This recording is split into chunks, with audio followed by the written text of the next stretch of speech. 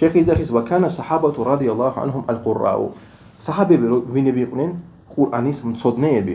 მინჰუმ ჰუმ აჰლულ ილმ და ასევე არა მარტო მცოდნეები რა შესაძლებო ჩვენ ერთხელ გავიარეთ იცოდნენ ყურანი და ცხოვრობდნენ ყურანით. ალლაჰ მუბარაკ მოხსეთ ხოჯა.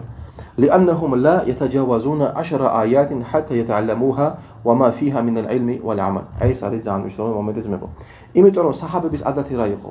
როცა რაღაც 10 აიათს შეისწავლიდნენ, ანუ ზეპირად, სანამ იმ აიათის შინაარსს არ გაიგებდნენ, სანამ იმ აიათით არ იცხოვრებდნენ, შემდეგ 10 აიათზე არ გადადიოდნენ. ეს იყო ძმებო საჰაბების მანჰაჯი, საჰაბების რა გზა ყურანის მიმართ. დღეს კიდე სამწუხაროდ ძმებო, ყავს ხაფიზები. ან ვიღაც ადამიანი დაიზეპირებს ყურანს, აზრზე არ არის რა წერია ყურანში. იცის ლამაზად კითხულობს, ანუ იზაღის რომ მიყვას ყურანი და ასე შემდეგ. არ იცის რა წერია, არ ცხოვრობს ყურანით. როცა ალლაჰ ეუბნება ეს გააკეთე, არ გააკეთო, პირიქით აკეთებს. ეს არის ძმებო ჰაფიზი, ეს არის ჰაფიზი. იბნ ყაიმ ალლაჰ იგი შეწყობს იძახთა რომ ანუ ადამიანის არის უკეთესი წაიკითხოს ერთი აიათი და დაფიქრდეს იმ აიათზე. ვიდრე მთლიანი ყურანი წაიკითხოს და არ დაფიქრდეს, ანუ ყურანზე. ერთი აიათი ალლაჰის წინაშე ეს არის უკეთესი, როცა ჩვენ ვიგებთ ყურანს და ცხოვრობთ ყურანით. ალლაჰ მაგაფხოლო ჩვენ ყურანის ხალხის შორის. ამინ.